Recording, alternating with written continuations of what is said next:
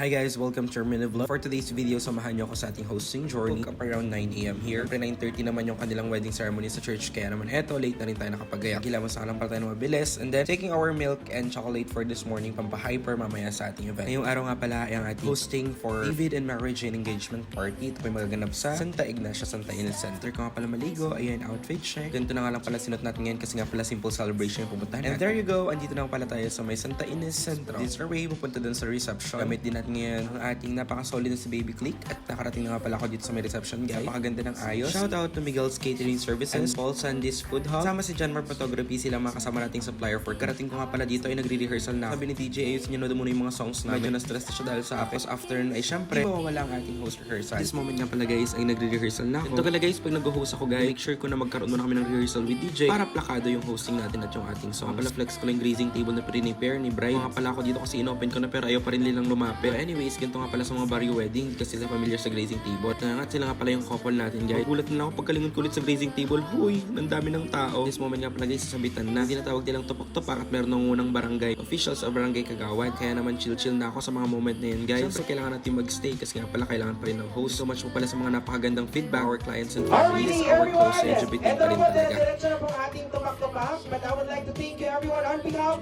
Isang masigabong palakpakan naman once again to our couple. And there you go. Salamat sa inyong pagsama. Bye-bye!